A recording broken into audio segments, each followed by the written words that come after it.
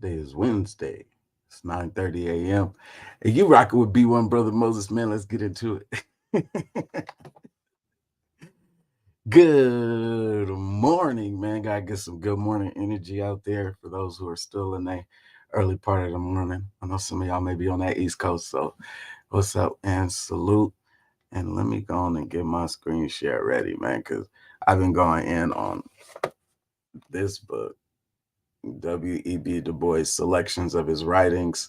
And we're going to put the book down and we're going to jump into the crisis today so I can share my screen rather than just talking with the screen camera off. And then we could see what they was talking about in the crisis. And so I'm going to walk through it real quick so that we can understand. Let me see. Yeah, let me share the window. No, Microsoft Edge crisis. There we go. The archive. Yes, sir. All right, and then I can move the camera over here. And that's what's up. No, this is font nothing. See if I can see it that way, then I can see it. Yes, sir. Yep. All right. I got into a section of the crisis. Let me go on back one page. Why the Negro should be a progressive. And today's Wednesday. We're going to go into 2024 with a little bit more energy than we came into 2023 with, because we know what they're going to do. So we might as well go on and equip ourselves with the same type of intellectual prowess to have these conversations. So there was a debate being had when they were considering their party allegiances. And today they say that we blindly vote Democratic all the way down ballot, and that is a problem. And with that comes the idea that we understand or the assumption rather, that we understand that there's more than just Democratic down ballot ticket to vote. How did some of these folks think about the other parties even then? And what are some of the similarities that we can draw from what they were saying about the politicians and the politics then that we can use today? We know what some of our major issues are, and I speak on them, even though oftentimes there is that back end where they can say, well, you're violating the community guidelines by, targeting a group, or, but hey, they're gonna have to do what they got to do. I've seen bigger channels fall, so there's no reason why mines can't take those same punches if that's the way they like to throw their shots out there. In this, W.E.B. Du Bois, though, was one who is called a tragic mulatto by our generation, having experienced his life and everything that he fought through in America and then died in Africa of his own choice, we would say.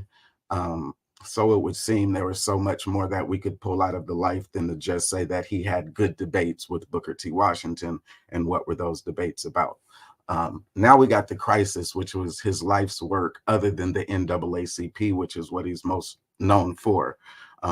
W.E.B. Du Bois, the NAACP.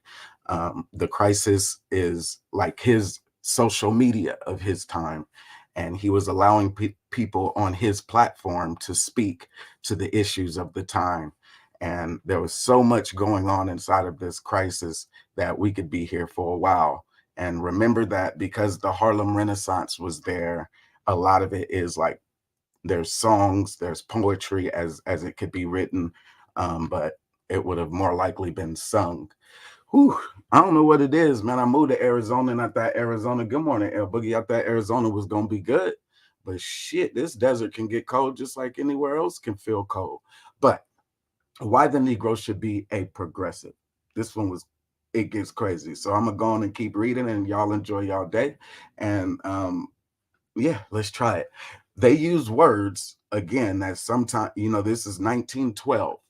So they use words that even today, when I try to read these words, I get lost. So if I stumble and fumble, that, charge it to my heart and my head, or charge it to, however they say that to old folks. Anyway, suffrage in this country, so far as the Negro is concerned, has been a national travesty.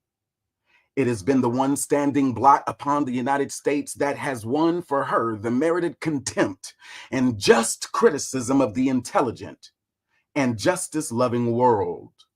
Suffrage has bestowed upon the Negro by the Republican Party and was stolen from him by the Democratic Party. Thou shalt not steal has had about as much place in the political decalogue of the Southern Democrats as it has had in the political decalogue of the Stand Pat Chicago Republicans of June 1912. Under the disfranchising laws of the several Southern states, Negro suffrage has become so restricted and worthless as a political factor that the Republican Party has tacitly decided that Negro suffrage was a failure and not the slightest effort.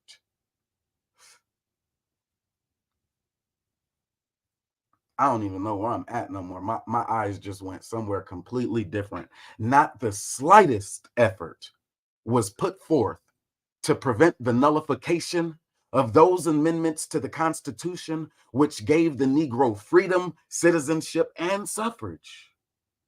And it remained for the Taft administration to set the seal of official approval upon the unconstitutional legislation of the South by the wholesale removal of the Negro from federal office throughout the South, and declaring that no more would be appointed where it was objectionable to Southern whites. Upon this Taft propaganda, lily whiteism took on new life and blossomed and bloomed in the South as never before. The Negro was politically down and out. He had been bound by his political enemies, the Democrats, and basely deserted and betrayed by his political friends, the Republicans. He stood without a political friend, and not a voice throughout the length and breadth of the land was lifted in sympathy or in defense. It was the Negro's political extremity, and smarting under the grievous injustice that had been done to them, and spurred on by desire and political revenge, thousands reviled the name of Taft, and thousands pocketed their pride, hat in hand, started toward the camp of their ancient enemies, the Democrats, intent only on making friends and getting even with Taft, the lily whites, and the Republican Party, a combination of political hypocrites, ingrates, and highwaymen. God maketh the wrath of men to praise him. And if there ever has been a demonstration of these words, plain and positive, it was demonstrated at Chicago in June. The men who manipulated the Chicago Convention forced the nomination of Taft in haughty disregard and decency and honesty, little dreamed of what they were doing. The Negro delegates who aided in forcing Taft upon the Republican Party, despite the thousand-voiced protests of Maryland, New Jersey, Pennsylvania, Massachusetts, West Virginia, Ohio, Indiana, Illinois, and the West, had not the slightest idea that they were stabbing the Republican Party to death. And thus the political selfishness and hate of a few white men and the political blindness of a few Negroes accomplished in a day what might have otherwise taken a score of years to encompass, namely the death of the Republican Party. Brought into existence in 1856 to protect 4 million of enslaved Negroes, it was killed unintentionally, however, in 1912 by less than 80 Negroes, the slaves of political bosses and the hirelings of the almighty dollar. The Republican Party is dying of old age, political senility. It has outlived its usefulness. It has served its missions. It has run its race. Its days are numbered, and on November 5th, the Republican Party will go to its long home, and the mourners will go about the streets. The disintegration, death, and annihilation of the Republican Party will mean a second emancipation of the Negro. There will remain no more political debts to be paid, and the Negro will be absolutely free to vote for whoever party is conscious may direct him to support. The disenfranchisement and Jim Crowism of the South have come about, and the Republican Party was too cowardly to prevent the same. Although it had a Republican president, a Republican Congress, and a Republican Supreme Court to legislate, interpret, and enforce the plain mandates of the Constitution. From 1856 down to 1908, the Republican Party had never failed to mention the Negro in the platform. It remained for the platform of 1912, for the first time in the history of the party, to be absolutely silent and forgetful of the Negro, in strict and consistent accord with the Taft Southern policy. And yet the Negroes renominated him. And in return, his platform forgot them.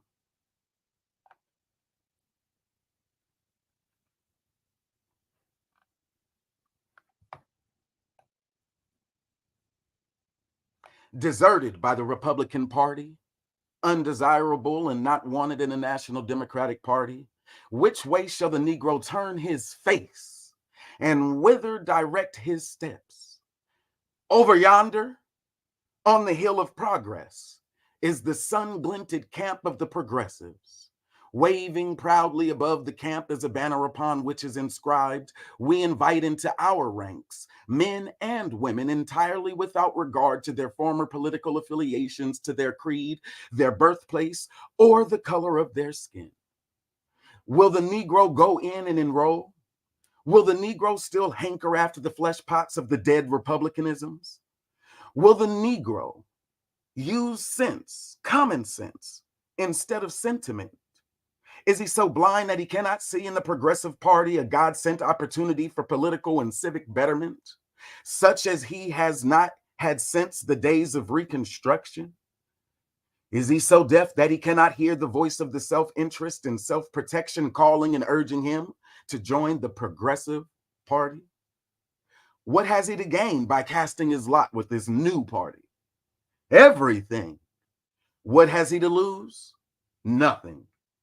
For down at the very bottom of the civic and political life of this country, any kind of political upheaval, political disturbance, political earthquake, which destroys old conditions, old parties, and old systems and old ideas must redound with the benefit of the Negro, whether it is intended or not.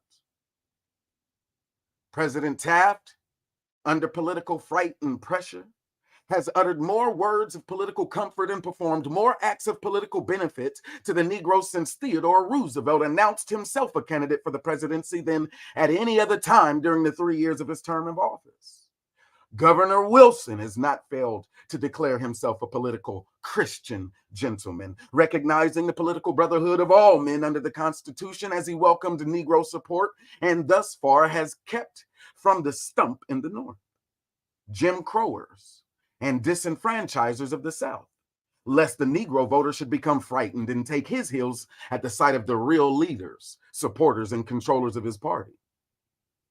Is the Negro to be fooled by the deathbed utterances of Taft and the hypocritical utterances of Wilson?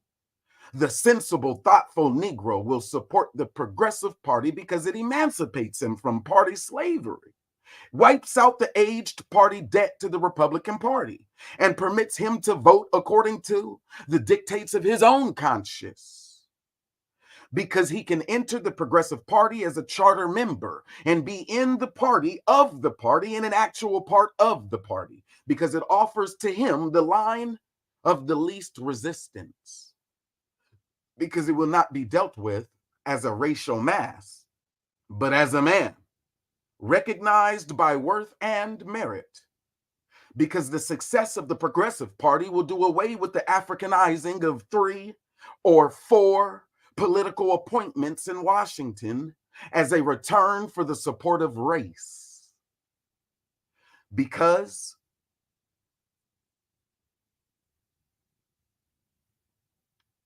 in following the leadership of Theodore Roosevelt, he will be following not Theodore Roosevelt the man, but Theodore Roosevelt, the reincarnate representation of a new party whose platform recognizes no creed, no race, no color, political equality of sex, physical conservation of men, women, and children, and the conservation of natural resources, a minimum wage, control of the trust, protection to the laborer, and the enforcement of the Constitution and every amendment.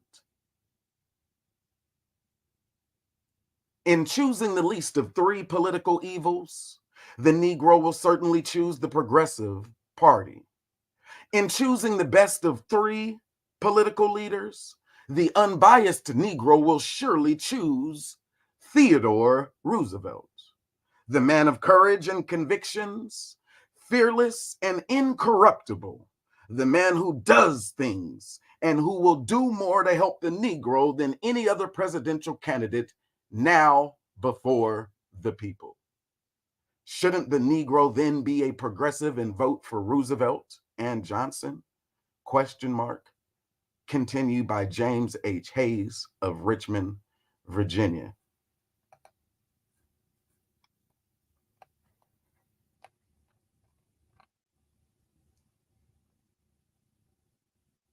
Que vadis? For 42 years, the Republican Party has ridden up the gates of heaven on the back of the Negro and then then tied him to the outside.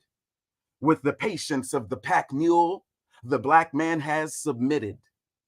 The grand old party of Abraham Lincoln would surely come out to the outer gate where he stood tethered and lead him into the promised land. Such implicit confidence, such blind, dogged faith, the world has seen. But once before, the time nearly 300 years ago, when the white man in their square-rigged sloops sailed down the eastern Atlantic from Europe to Africa, and with words of honey, trinkets, and dross, enticed into slavery the forebears of the present trustful, gullible Black American. Brought hither in droves, he has allowed himself to be herded ever since, until today he stands before the world as the greatest psychological phenomenon in all history, actually demonstrating that it is a possibility for millions of people of a given racial persuasion to think alike for nearly 50 years, no matter how varying and differing their propositions submitted to his consideration. In this, is this a sign of mental activity or mental stagnation? Or to be fair, does it mean that in American politics, when white men are naturally differing and disagreeing over great live questions of civic and economic policies, Black men must forever herd themselves around the standards of a dead issue?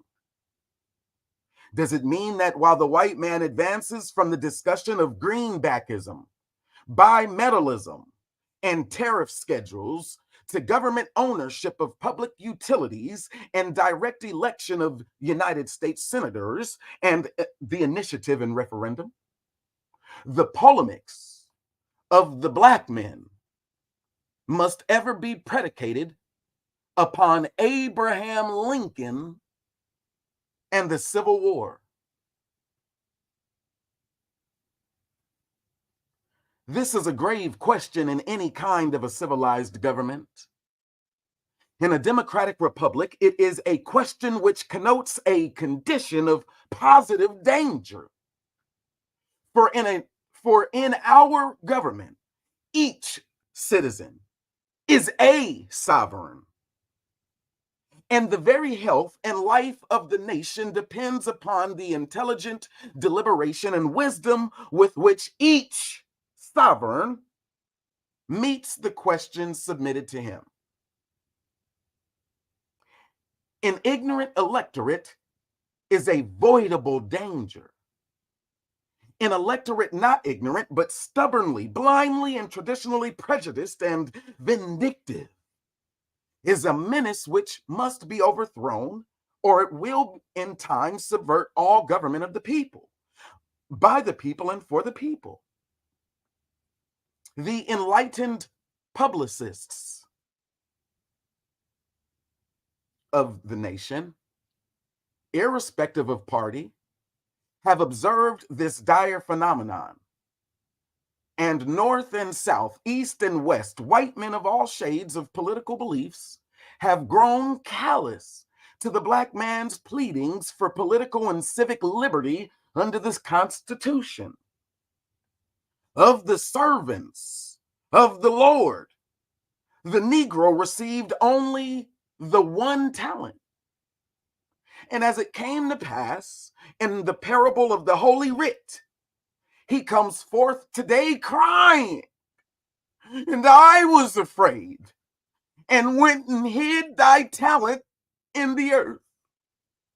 And the talent which was his was taken from him and given to him who had 10 talents. Nearly half a century ago, the talent of American citizenship was given to the Negro, wherein today, after voting like wooden blocks all these years, can he show an increase of his powers as a citizen? Almost petit partout or petit passou, I don't even know. That looked like that. He went into French on me, didn't he? With the onward progress of the Republican Party, the Negro has descended lower and lower in the scale of American citizenship. He cannot accuse the Democratic Party as being the responsible and sole agent of his retrogression. For the power, the nearly absolute power, has been in the hands of the Republican Party throughout all but 8 of these dreary years of hopes born to die again. Whether in that clause apportioning direct taxes and representatives among the people of the several states, or in that which makes the House of Representatives the sole judge of the qualifications of its own members, or in the clause which guarantees to each state a Republican form of government, there is ample law in the Constitution. It isn't legislation which is needed, but the honest desire to enforce the law already written. This the Republican Party has failed to do. There are 2 kinds of sins: the sin of commission and the sin of omission. And the not doing of those things which we ought to do is just as culpable as the doing of those things which we ought not to do. This is a general way sums up the relation of the Black man to the government in which he lives. There are some facts of recent occurrence which show to what low estate the Negro has fallen in the house of his friends. At Chicago, last June, 66 Black men held the balance of power in the Republican convention. They could have nominated Roosevelt. They nominated Taft. Not that they loved Roosevelt less, but because as Black Republicans, they obeyed the behests of the regular party machinery. For their loyalty, they asked for a radical platform plank for the race they represented. They received the weakest expression of justice to Negroes, which has appeared in the Republican platform since 1872.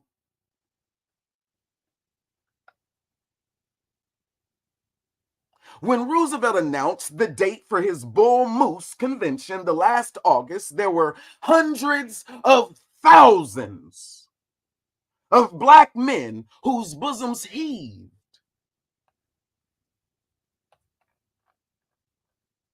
with the enthusiastic hope that at last the hour had struck when the dashing chevalier of the square deal, the door of hope, all men up and no men down, would make solemn asseveration of those presidential utterances which in a former day had wrung from the throats lusty and exultant hosannas.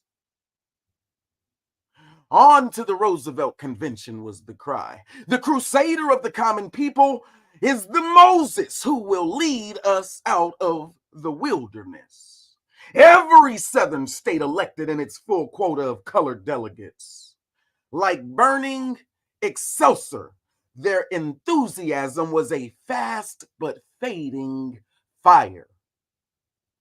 For there came out of the cloudless heavens a thunderbolt which staggered the nation, and there came out of the cloudless heavens a thunderbolt which staggered the nation,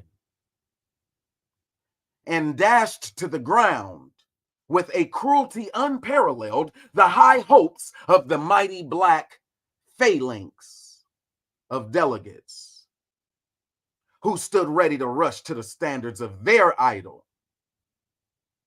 It was the Julian Harris letter in which Roosevelt, in his insane delusion that he might capture some Southern states, proclaimed his opposition to the sitting of Southern colored men in his convention. Disaster followed disaster, hoping still that the convention, whose symbolic hymn was "Onward, Christian Soldiers," would listen to their humble pleadings. Hear my humble cry is what they're singing right there. These colored delegates, though they kindly and noble offices of Professor Springern of Columbia University, himself a delegate, offered the following plank for incorporation in the platform of the Bull Moose Party.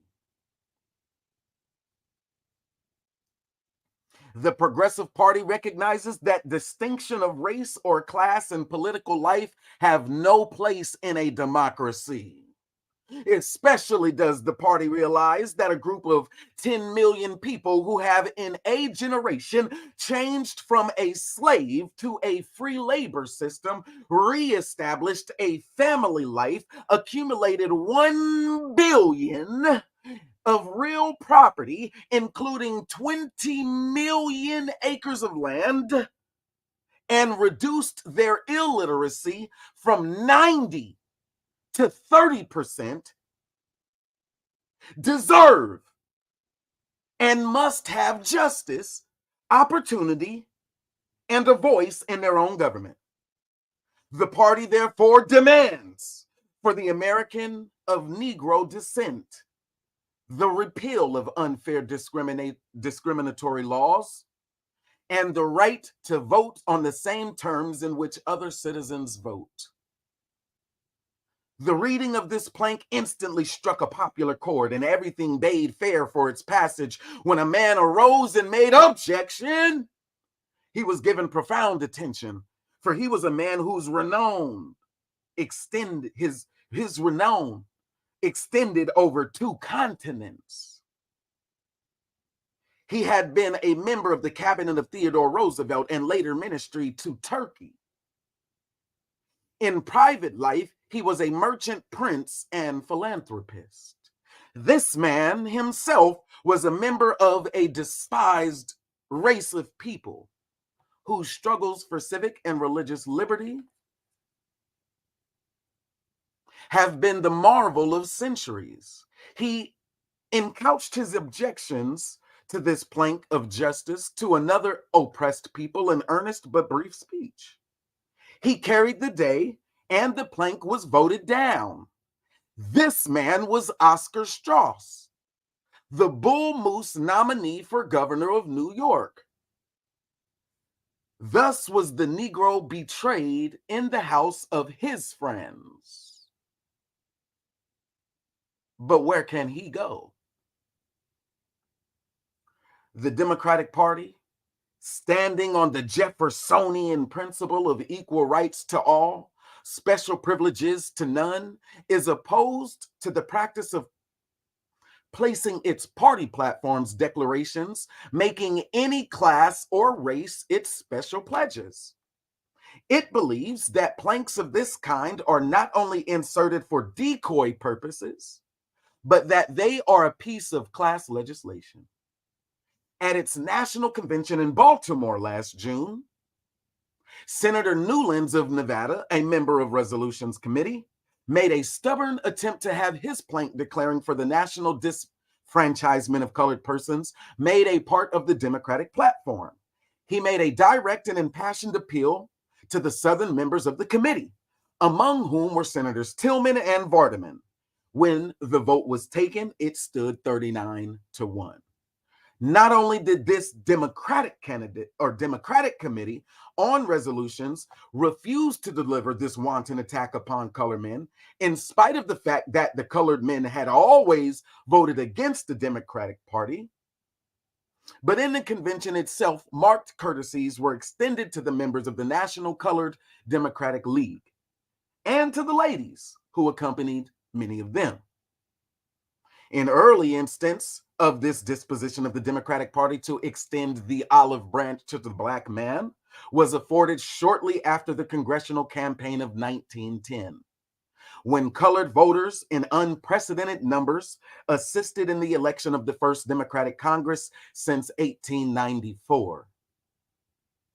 Speaker Champ Clark addressed a delegation of colored men in the speaker's room at the Capitol, and in a speech remarkable for its profound sincerity, assured the colored people that inasmuch as colored men were finally beginning to identify themselves with the Democratic Party, the Democratic members of the House would see to it that no legislation inimical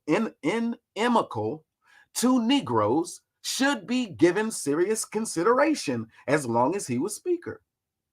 And this promise was religiously observed to the closing day of the 62nd Congress. It does not require a philosopher or a statesman to see a light in a sky long shrouded in darkness. All that is needed is clear vision and a mind free from the cobwebs of ancient history and traditional prejudice. Governor Wilson is the highest type of a Christian gentleman and scholar. His antecedents, training, and public life are absolute guarantees of an aversion to everything which sayers of man's inhumanity to man. But seldom in their political career have colored men had the opportunity to vote for a man who possessed his sympathy with the struggles and aspirations of humanity. The opportunity lies open to them, and there are thousands who will accept it. The others we exhort, as did Rienzi the Romans. Awake, arise, or be forever fallen.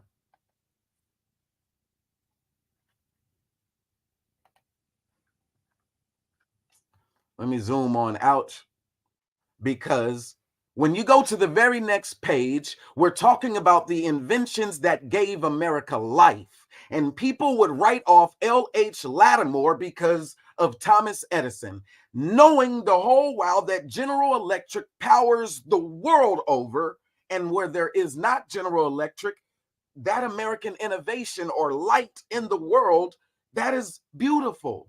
So the very next page, you see the receipt on your screen as Black folks were celebrating L.H. Latimer, mechanical and electrical engineer and solicitor of patents. Inventions perfected, models and experimental machines designs and constructed there in New York with technical translations, telephone, 343 John, room 604, if you wanted to reach out to L.H. Latimer at that time, way before we had light in every home in America. It's not so hard to see light when all you've known is the dark, clouded sky. Any light seems like to be a good light, and there is a lot that we can unpack.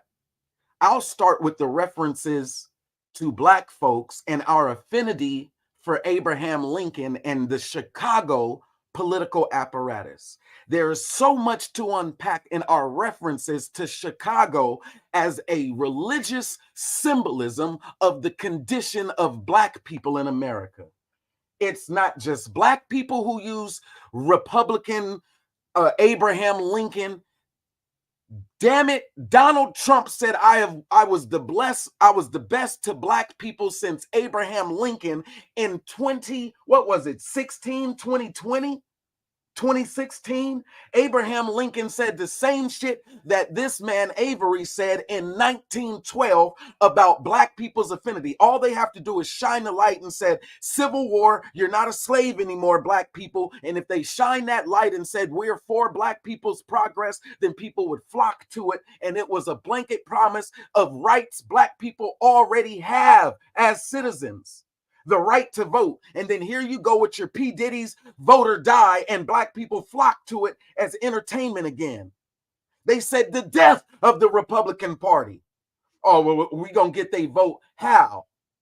And so they screamed to the high heavens. They screamed to the high heavens. They screamed because of white violence, knowing that Black violence is just as equal in many of our lives. Black violence is just as equal as what they would have had to fear, white violence. We still live with a perpetual sense of whether or not Black violence is going to be a just thing.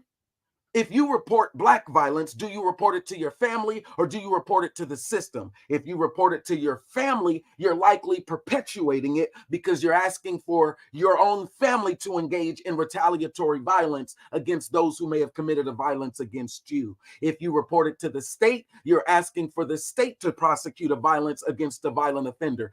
Either way, if you want your get back, there's going to be something happening. And in politics, violence is intellectual.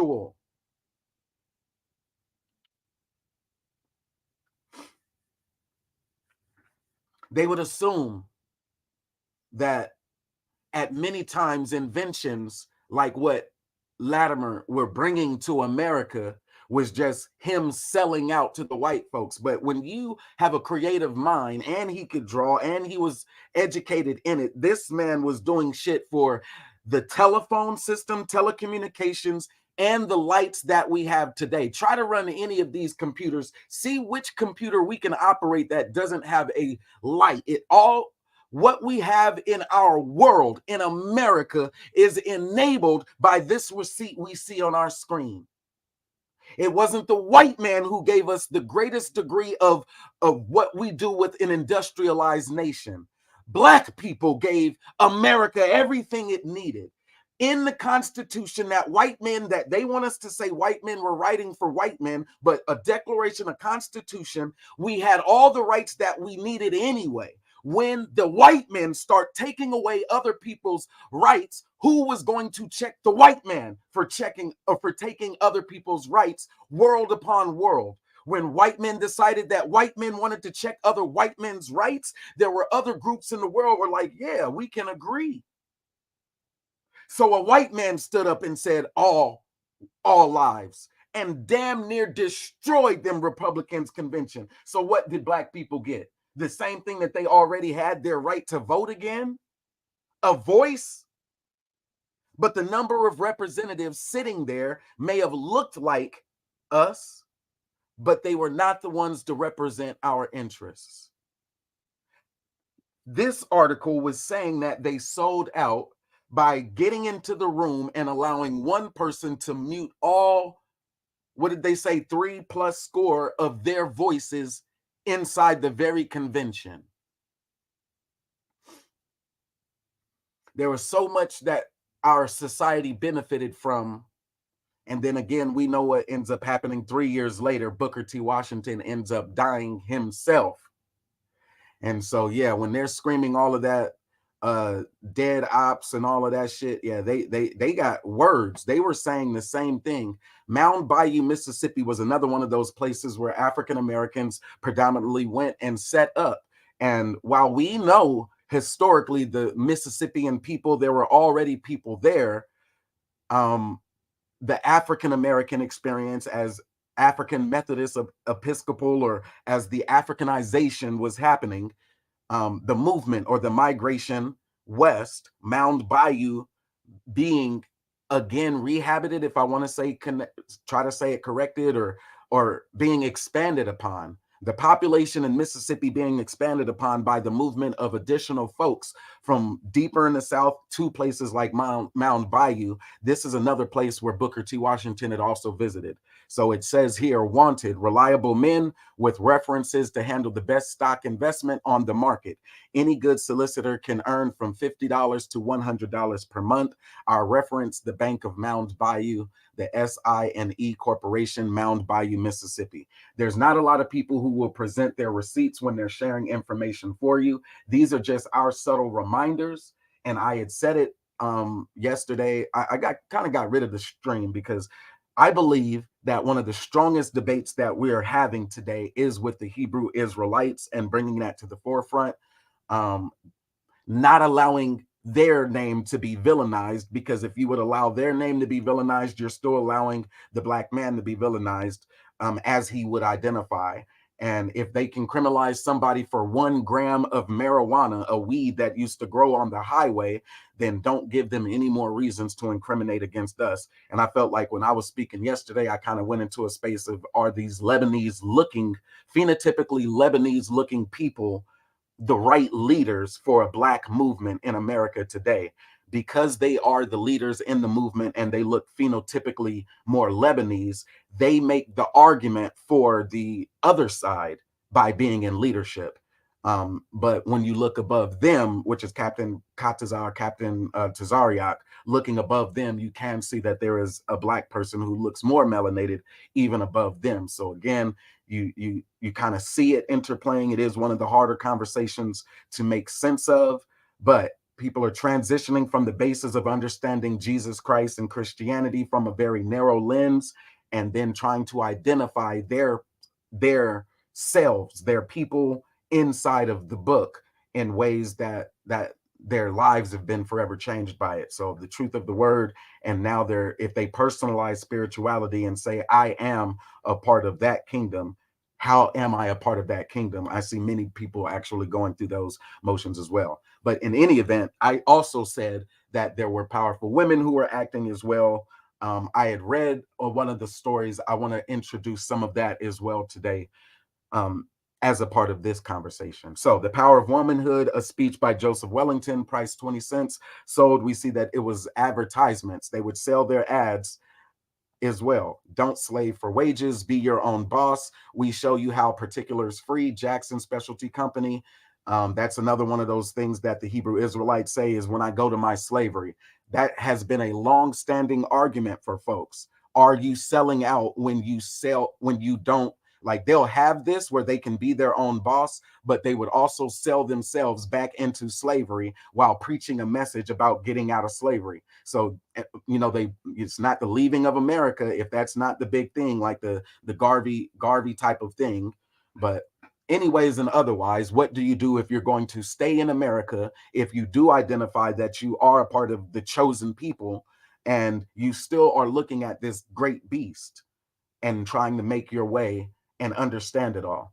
Paying businesses for $10 was another one. We are importers and manufacturers of natural human hair and all kinds of human hair goods. On an investment of $10, we will ship you enough goods to clear from $20 to $30 and show you how to conduct a profitable business. Hairdressing taught by capable instructors, terms from $5 to $50. Positions guaranteed our graduates. Address CS Stark Manufacturer, Oakwood Avenue, Orange, New Jersey. So down to New Jersey. And then all the way out to Muskogee, Oklahoma. But Their publication was getting ads and things from all over the nation, as we see here. Here's another one from Muskogee, Oklahoma.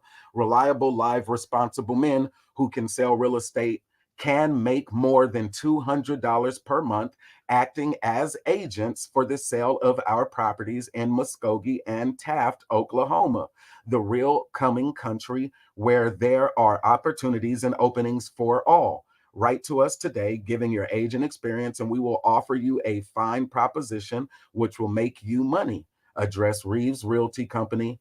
And so they're going at it in the way where these the there's black folks who look black, and then there's I'm an American Indian, and the Native American folks who say I'm a Native Indian, and they still look black, who are saying it's not African in my blood, and I'm not a Hebrew Israelite.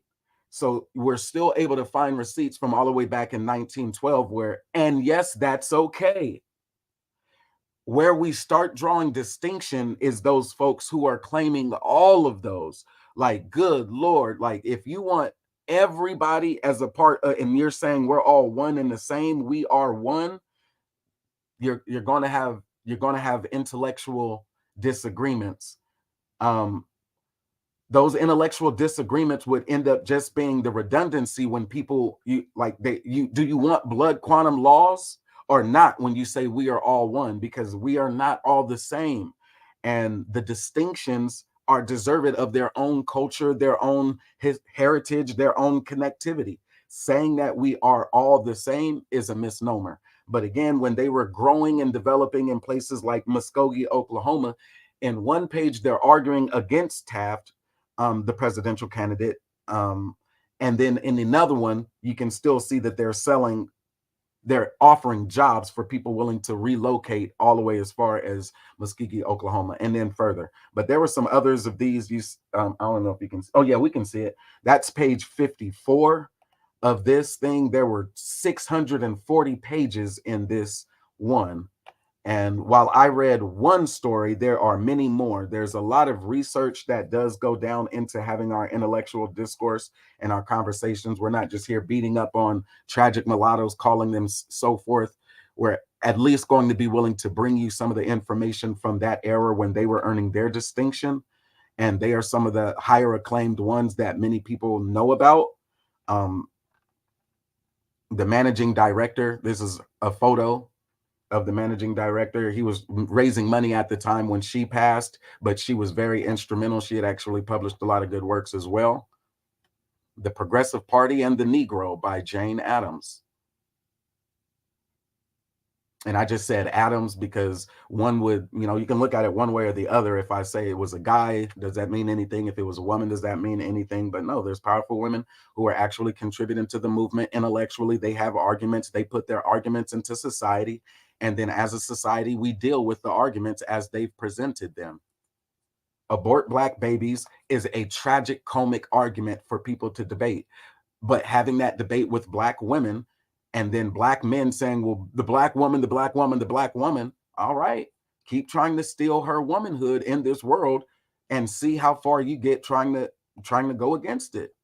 But she has an intellectual argument that says she has the right to say no and refuse to give birth to the nation of the low trodden, submitted black man, the black man who has not registered his own value, where he would then, with all the power invested in him, go and ask for the right to vote again.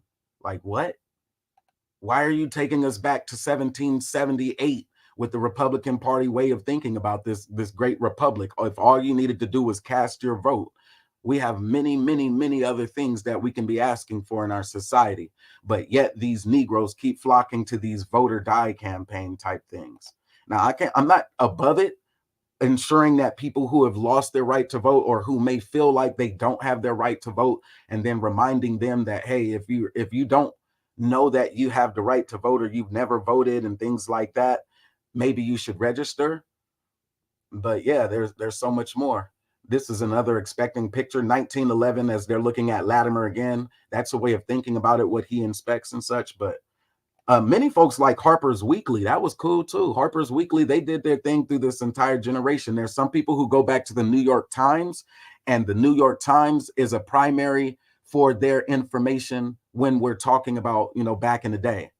Oh, when we had established family, when black people had 20 million acres, when black people had $1 billion worth of value and assets. And we're looking at it and saying, oh, if we go back to that time, because I know people ain't saying we should go all the way back to slavery.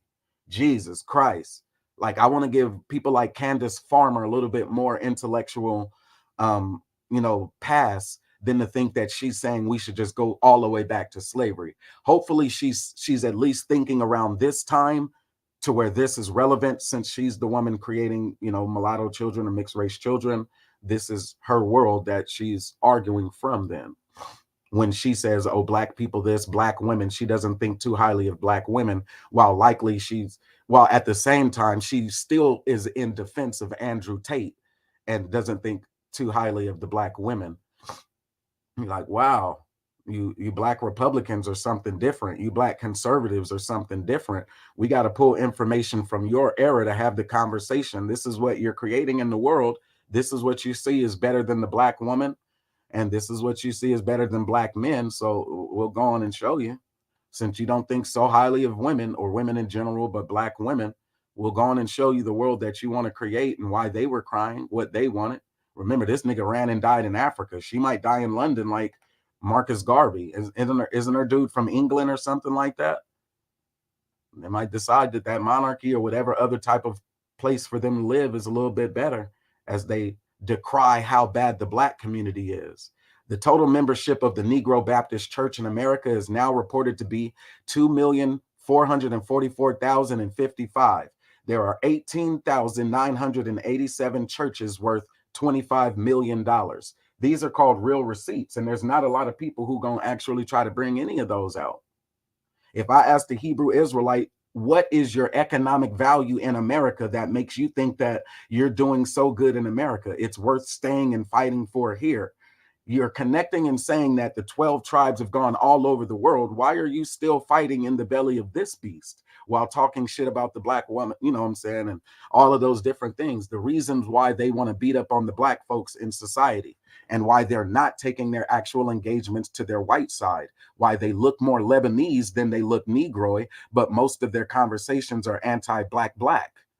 If they can just chastise and behave the black in America, the black on black crime is not the biggest thing to be talked about. The Chicago drill and all of that's a microcosm.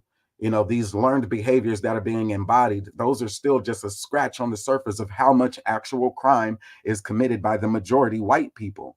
They found a good intellectual way to say per capita to make it sound like it's something different.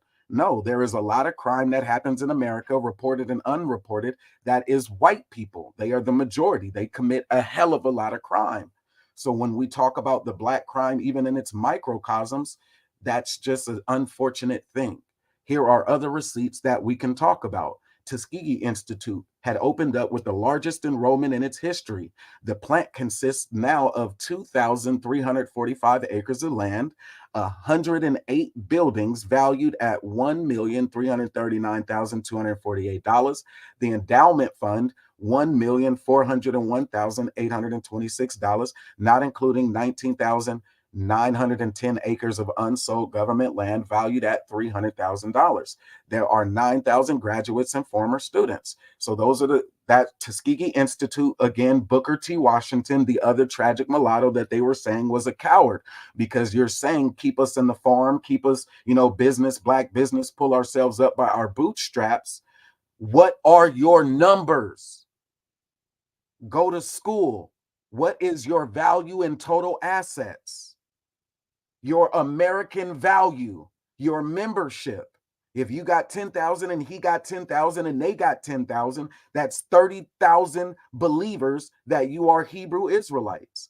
And while you can't turn around, you want the accreditation to go into the federal prisons or the whatever the jails might be and have access to those repeaters. And your message of hope and encouragement is that you got a message from God that will help them not be pieces of shit in society again. That's the message of the Hebrew Israelites. If they're able to get through to the black man, the Mexican man, and the Native American man, that degeneracy will fade. They will put a word of God inside of those men, but they need the access to the. That's why 501c3 would be a plausible type of way of structuring their business dynamics, or operating as a form of a church would have any type of merit. Other than that, there are other individual businesses that an individual member might do and make available. They can sell any products as a capitalist. Are they a belief system? Are what are they working towards? Are they working towards the revitalized black man in America, that colored race? I don't think so. I think that they are just as hybrid and accepting as many others, and they phenotypically walk the gambit. They would accept any damn near race of man as long as that man is ready. I mean, and then when they get loud about Africans, I don't think that they would exclusively discriminate against Africans. They would look and see, and if somebody identifies as African, they may exercise their exclusionary, but that lookership doesn't always work, because some of those members would have to identify their African ancestry. They would wipe it off genetically, DNA wise, whatever they would want to do, and say, no, we're not. Miss me with that bullshit. They are accepting of Africans who they would declare their enemy, Hamites or whatever, just like Esau is their real brother. The information that diagnoses where the Levant was, who are the people of the Levant, who are your Canaanites, where is the bloodline of Canaanites, and what does the phenotypical Canaanite bloodline look like today? Based on the evidence, it looks like Captain Kataza, and they know it. So they would accept the white enemy and tell black people that not to, and then not accept Africans, but even though the African would probably be more likely in their bloodline. And what is the issue then with the mulattoes then, and why they have the tragic conundrum of trying to reconcile their African and their European with a spiritual system and still be a person? In America, it was about capitalism. They would argue against capitalism. Don't make the almighty dollar your big thing. If you have the word of God in your life, you would know that there is so much more happiness. There's other emotions and feelings and a gambit of experiences that you will have being dedicated, to the word of God and seeing surely goodness in the world. You don't got to be no bad guy. How do you exercise that? You know what I'm saying? When they say you don't have to be a drug dealer, you don't have to be a thief, you don't have to be an abuser. If you were an abuser of whatever the choice thing that the black man was abusing in America or wherever he's at in the world, and having settled for some of those things to get by, that shit was cute. This shit sounded good in rap music. That shit was hard. Niggas needed to hear that extra raspy shit. You know what I'm saying? Talking all soft to niggas, that shit wasn't working. To get a nigga to actually motivate himself into successful entrepreneurship, that shit is hard. What do you use to motivate a nigga into successful entrepreneurship? Because if a nigga ain't successful at it, then what does he have to fall back on? What did they say? They said he went back to talents. The talent is in the Negro already to do exactly what he wants to do. The scary ass white man keeps incriminating the things that black man does. And what does the black man do? Does he fight the white man, or does he stand on his principle? If you keep standing on your principle, doing the things that is being stated are illegal, that Constitution is a bitch. This is all the schools, the Daytona Educational and Industrial School for Negro Girls. Mary McLeod Bethune. The clouds are a beautiful example because of Miss Mary. And Miss Mary Bethune, and Bethune-Cookman is the way a lot of folks try to say it today. But Miss Mary, she was putting in work. I mean, and I think what their core curriculum is also integrated into the Hebrew Israelite or the Booker T. Washington type of manifested culture, where the women of that type of community. Oh, does somebody want to hold on? I got a message. I don't get too many messages nowadays. Who trying to holler at your boy? No. They don't even be wanting me. Like, I set my bills on auto pay. They don't even call me no more. Don't nobody want to talk to Brother Moses. It's all good. Mary McLeod Bethune was another one. And again, I can say it or I can show the receipts. This is 1912. Once again, opening up schools. We talk trash about people like Omar Johnson. Won't even call him by his name, that's probably not even his real name. So me saying that if it is his real name, his name is actually Umar, but I don't think that's his actual real name. But if it's his real name, Umar, then okay. But if I call him Omar, if it's Umar, he has 9 different colloquial things that he goes by, Popa and all the type of shit. I'm not calling the man sexual chocolate. He wants somebody to call him Papa or something. That Popa looks like Papa. I'm not calling that man Papa. Whatever it is, Omar Johnson, opening up schools. This is a 1912 philosophy. Hebrew Israelites, you need to join the school, opening up schools, and then being able to say we can account for this many in assets. That's actual growth of why you're staying in America and making it work. The ability to open up more schools and then be able to have more members or whatever it is, people who are able to get the word and have access to the word that revitalizes and changes their lives. But if that's not the account that they're given, then I don't know what they're talking about. They're just watching people get beat up and they're using social media for the same way.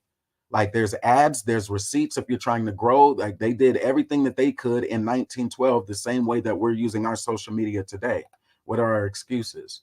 The other beautiful stories that they had were the highlights, not just Atlanta University. We would expect him to highlight Atlanta University since he got his degree from there, got a degree from there, excuse me. He's also a Harvard grad, but soldiers as well. Fisk University, I think he was a president at one of them. Departments: military, normal, scientific, technology, commercial, theological, classical, musical, and preparatory. Fall term began September 1912. Banking taught by the actual operations in the student saving bank. 12 industries, 180 acres of beautiful campus, 10 buildings, healthful surroundings, exceptional community, maintained in part by the state of Ohio, which supplies facilities for the thorough training of teachers. Fall term. So no, we don't coddle Omar Johnson. He's just crying. That shit's fake as fuck. It's trash. It shows us in the worst light. Yes, he can keep going and being a roving preacher, evangelical about his philosophical opinions about what's wrong with the educational system, and then including the pharmaceutical drugs and that as a part of it. But other than that, he's just another nigga saying what's wrong with black women in America. Fat fucker talking shit about black women in America. Other than that, he's a fat fucker talking shit about black women in America, and they use the Bible often. They use so much to talk about it. Thank y'all for rocking with me. I'm B1 Brother Moses. We got into the crisis today. We were talking about W.E.B. Du Bois, Tragic Mulatto. It's an interracial type of argument. And there is a lot of that's going on. To the B1 Network, do we support divestors? We can still support the woman. We can still support the man. Like, look, there are some men who want to get up there and they really want to vent their trauma about what happened in these interrelationships that they've had. I think it makes black men look absolutely ridiculous and pathetic that we got so much time that we want to get up and cry about how bad the relationships were with women of other races. And so with that being said, they might as well just, those manosphere niggas who got all of them baby or experiences, because these niggas don't be having hella baby mamas.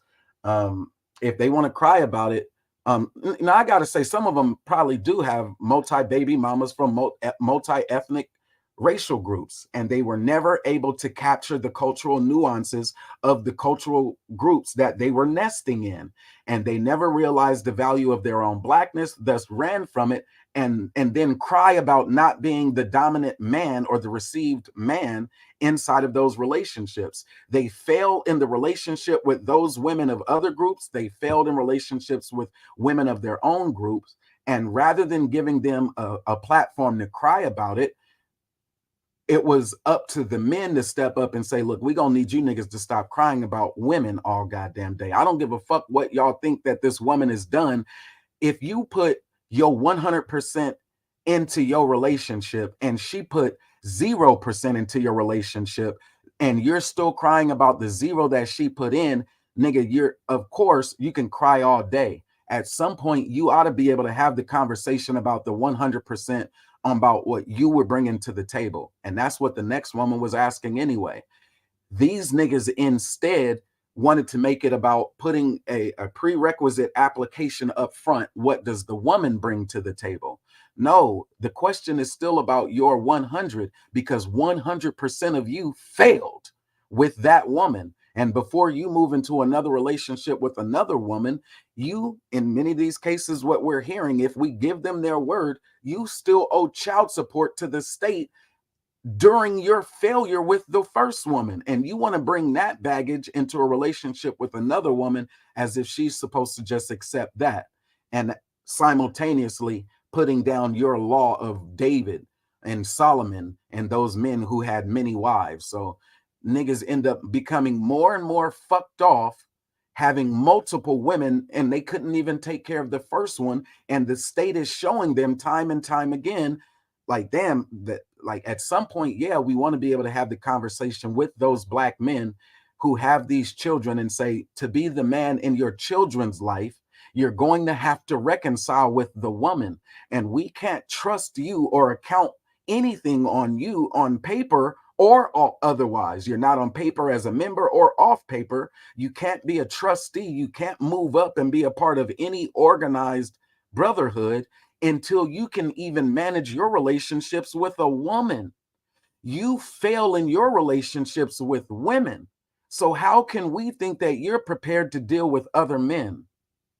And particularly because the Hebrew Israelites in the Nation of Islam deal with men in their second, third, fourth, fifth chances, not only with women, but with the state, it gets even more complicated because they're talking to men who essentially can't be told shit.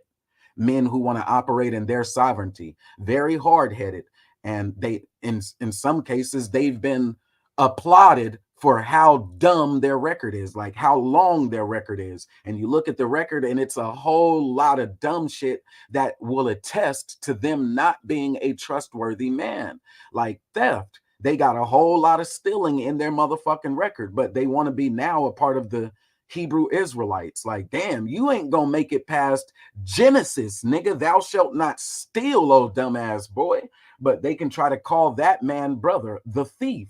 On his left, he got these thieves. On his right, he just got men who are, you know, whatever the infractions might be. In America, some of those infractions are just dumb. So just trying to say the crime committed makes the man a lesser man. No, it don't work that damn way. They have a problem in the Hebrew Israelite culture with men who consume marijuana, which would then go against the accepting of Native American Indians who partook in marijuana. It would make it hard for you to say that marijuana and going back through pottery and all type of shit that identifies that crop itself as being a staple for different things. Even the shipping that they would claim to have gotten here by, nigga, like how the fuck did you even get to America? Your story is still contingent upon shipping lanes where they were still using certain types of crops. And evidence-wise, the science-wise, they are pointing towards the cultivation of these crops as being used for those other types of ships. And now you new Hebrew Israelites niggas are saying there's a ban or a prohibition on marijuana, but you're drunk when you're saying it? Man, come on with that bullshit. I know that's some Lebanese shit. I know that that is some Lebanese shit, nigga. That is the Lebanese justice, nigga. Well, he turned water to wine type of rationale. Yeah, we're okay. We don't need enough to discriminate.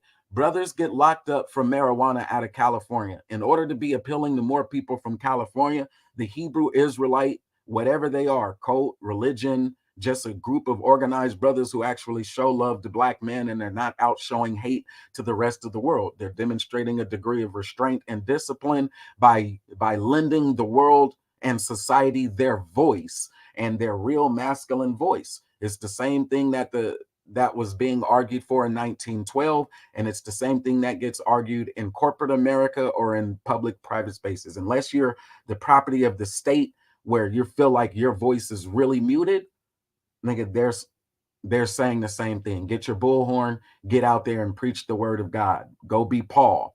Go run your circuit. Nigga, go through the Corinthians. as the Canaanites have gone and dispersed themselves and become Phoenicians, and then those Phoenicians became Romans or whatever else they became in this world, that message is still moving.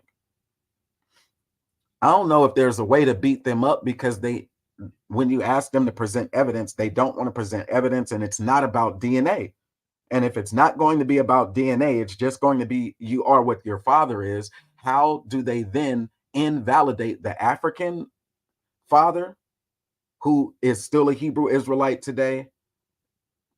And again, we're reading from 1912. And then, well, I'm not reading from 1912. We're reading, like giving psychological and real critical analysis to the issue of interracial marriage, or having children with women of other nations, and then claiming that that's acceptable because they are all of the same nation, or we're all the same people, and just usurping the others and then calling them a part of your people as a way of, that's what happened.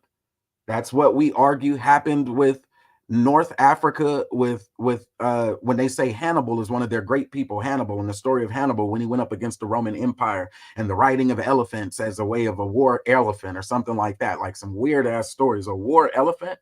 And they take these stories, um, and these epics, and they look for any trace evidence that that may have actually occurred, and then identifying, are you a people that were connected to the Hannibal side that was going against the Romans, or are you and then at that same part, when they say the Roman Empire in its vastness, are you among those people who are just experiencing what was wrong in America, or are you somebody who's actually benefiting greatly from America? um, and we'll find that many of those folks who do work their slavery, they're not the niggas who are out beating motherfuckers up. They're not doing the violent crime. They're not falling into those pejoratives. They benefit greatly from this great beast America that they're preaching and hooping and hollering against. They preach come out of the beast, but they're not. They're preached that that's slavery, but they have a slave. They preach don't be a slave while they go to their slavery.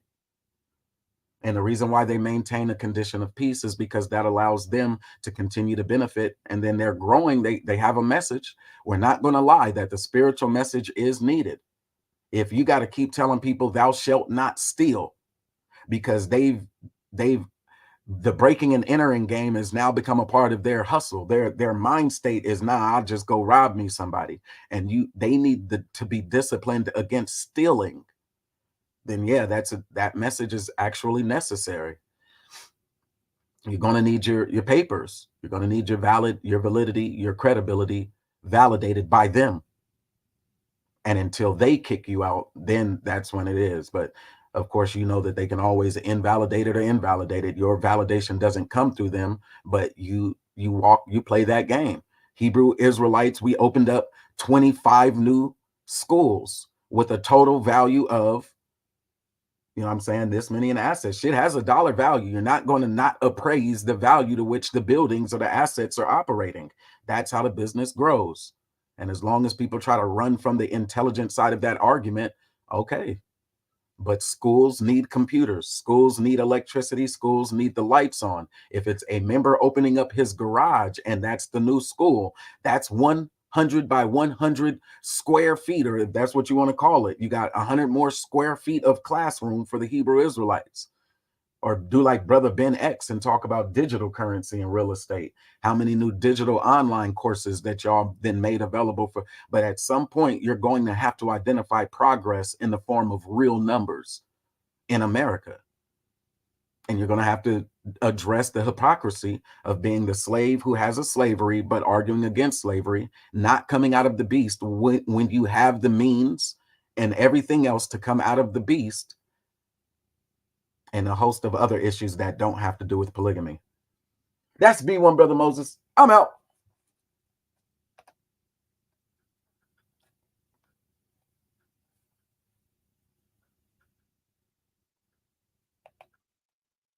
If this thing ever in the stream.